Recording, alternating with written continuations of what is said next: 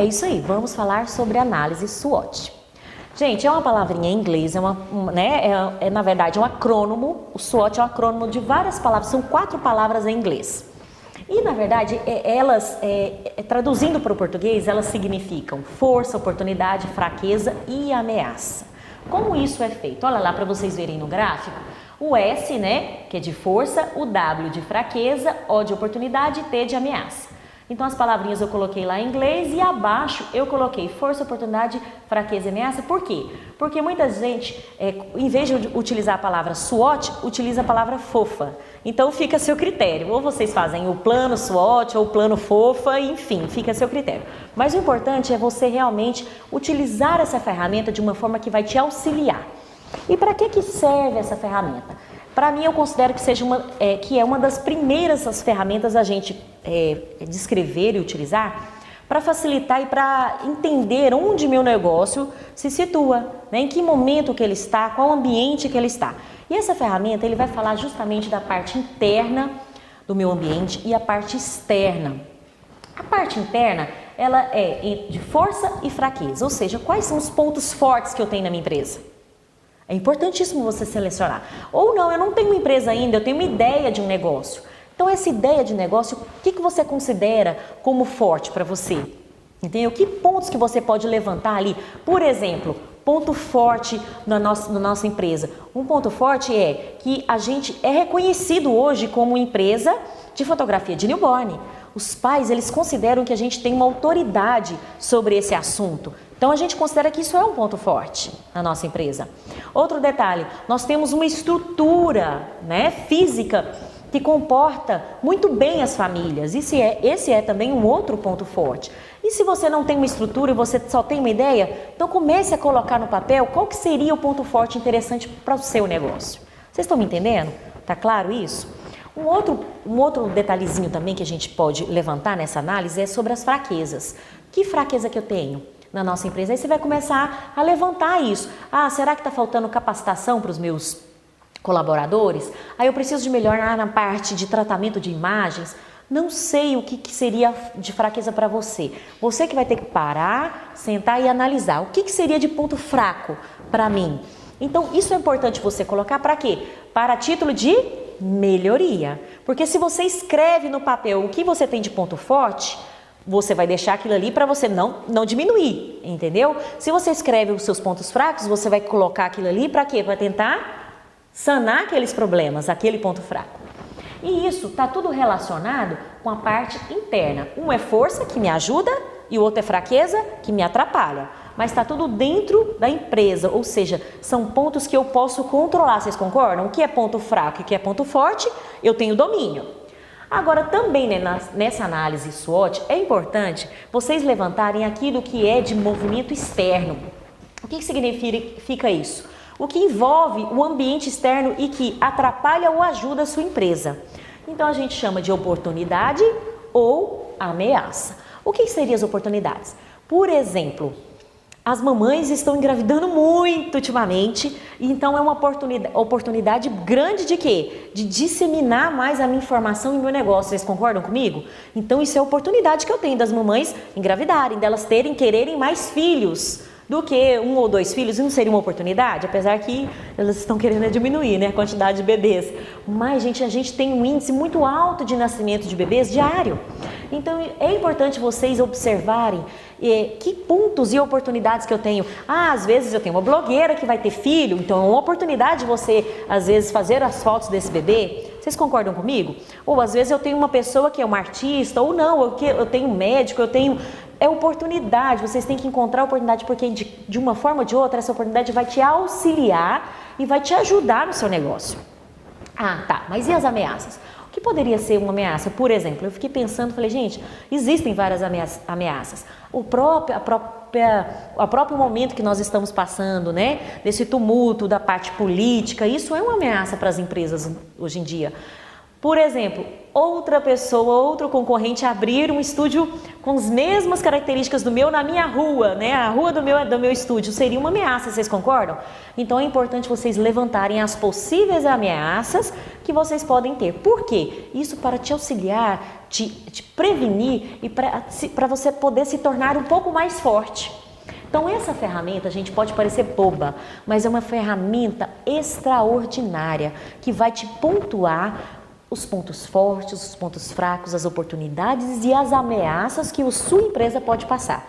E isso vai te tornar mais forte, tá? Então não se esqueçam, não deixem de fazer esse trabalho, não deixem de estudar essa ferramenta, não deixem de realmente pontuar tudo aquilo que a gente falou agora, porque isso vai te auxiliar a criar o seu planejamento estratégico, enfim, todos os documentos são necessários para uma empresa, certinho? E aí, pessoal, tudo bem para vocês até agora sobre a análise SWOT? Alguma dúvida? Então, na verdade, tem dúvida sim, Verusca. A gente está com uma plateia aqui de 3 meninas e elas escreveram algumas perguntinhas muito pertinentes sobre isso que a gente está falando agora. A primeira pergunta é muito interessante, se o planejamento ele é feito anualmente. Tá, é realmente uma pergunta super interessante. Na verdade, gente, eu faço um planejamento diário. Eu tenho um planejamento anual que eu faço em novembro do ano anterior. Então, todo mês de novembro, eu paro a equipe, né?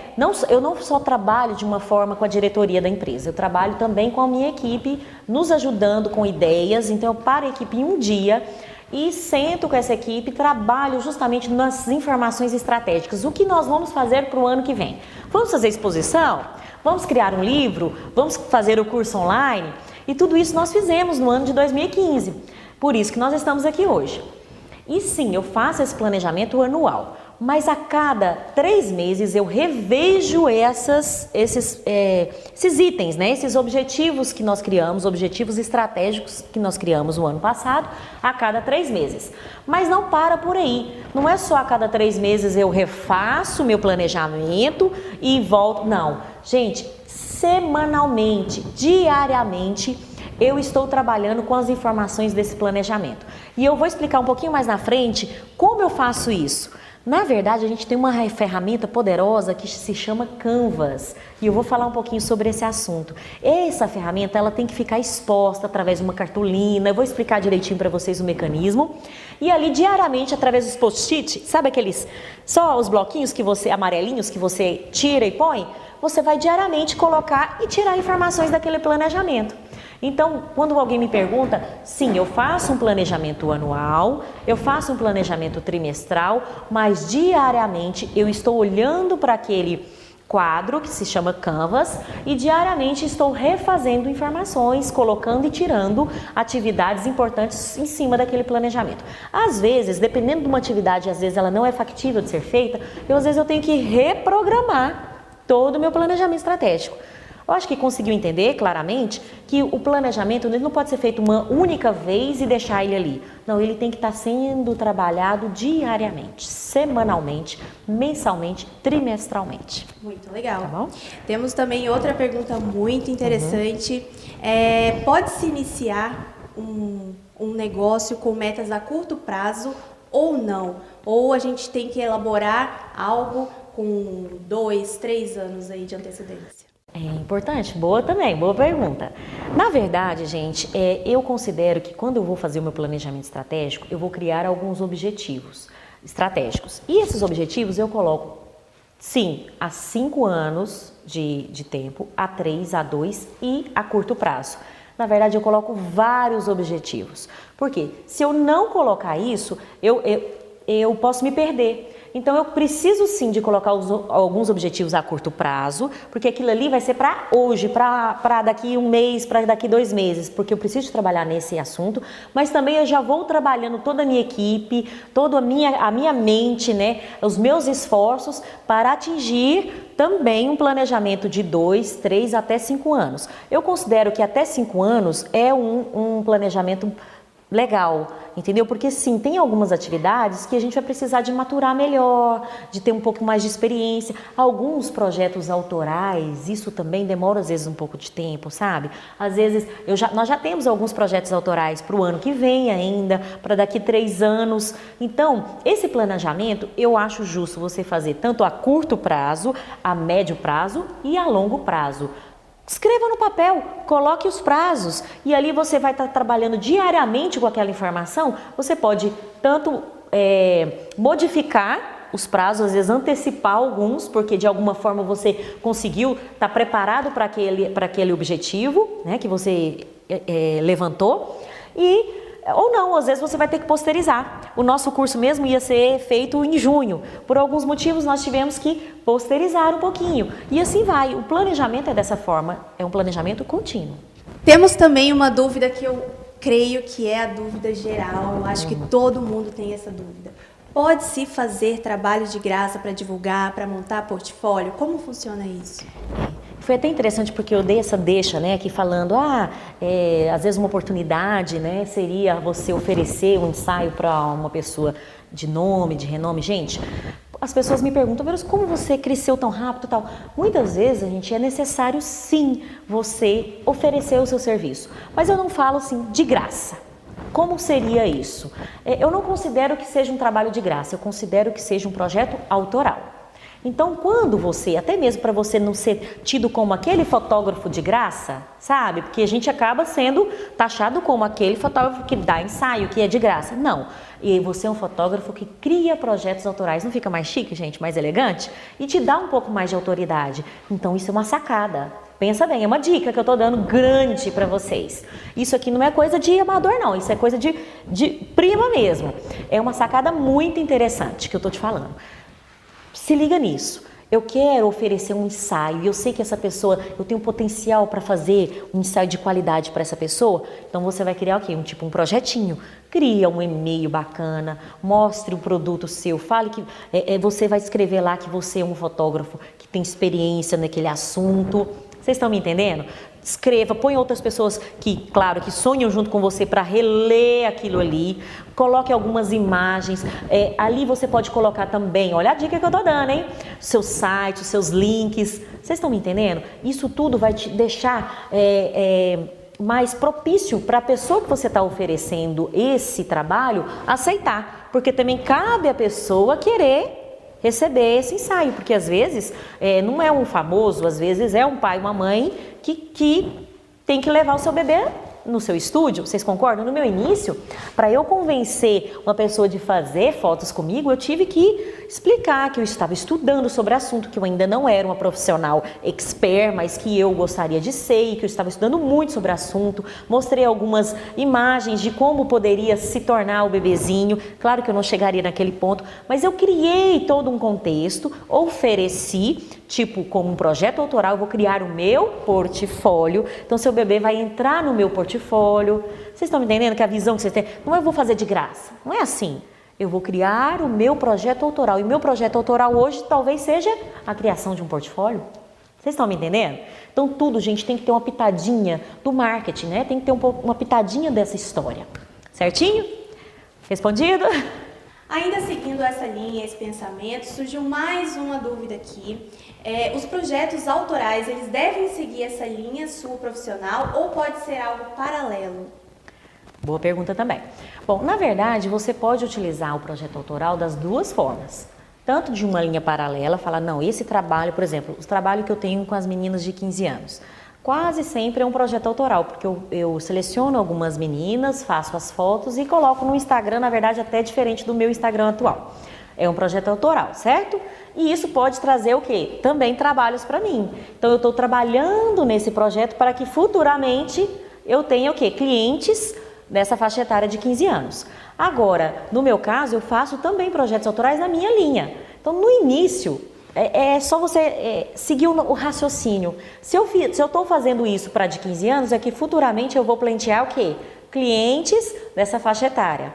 Então, se você ainda não tem clientes para newborn ou gestante, você vai fazer o quê? Criar seu projeto autoral para que futuramente você passe a ter clientes para Porque, na verdade, o projeto autoral ele serve para as duas vertentes. Tanto algo que realmente seja um projeto autoral, que eu quero fazer, até não querer clientes naquilo, ou querer, ou da minha própria linha. No início, eu fiz para o newborn e para gestante. Eu criei, eu estou fazendo um projeto autoral, criando meu portfólio. Você gostaria de entrar no meu portfólio? Sem muita intenção de querer vender o serviço, realmente fazendo com todo o carinho que eu tinha, com toda a força, vontade, né, e empenho para ter um portfólio de gestante newborn. Quando eu percebi que realmente gostei daquilo que eu fiz, que eu produzi, aí eu falei, agora é a hora de vender. Então foi mais ou menos assim, a minha transição para ser fotógrafa foi nesse nível. Ainda falando sobre projetos paralelos, eles podem ser simplesmente paralelos mesmo, eu posso experimentar vários ramos da fotografia, ou eu posso pensar já num novo nicho, num cliente que eu vou conseguir depois. Por exemplo, começo fotografando casamentos, pensando nos filhos desses casais que poderão vir para mim depois. Claro, claro que a gente tem toda uma intenção por trás desses projetos autorais, né, gente? Tem a questão da reciprocidade. Primeiro eu dou e eu tenho uma reciprocidade. O que seria isso? Eu estou fazendo um ensaio com a intenção de ter um portfólio bacana, então eu vou contribuir com a pessoa e a pessoa vai contribuir comigo, certo? Tem essa vertente. Tem a vertente também de começar a puxar outros nichos de trabalhos, só que eu, particularmente, prefiro ficar mais especialista, porque eu acho que a questão da especialidade, ela é muito interessante para um fotógrafo, principalmente de newborn. Mas sim, se você tem interesse de buscar outros ramos, é muito factível você conseguir através desses projetos autorais que a gente fala, que é oferecendo o seu trabalho para algum determinado nicho, você ali experimentando se aquilo ficou bacana, se você gostou do resultado e aquilo realmente fazendo parte, incorporando no seu negócio. É muito factível de se acontecer.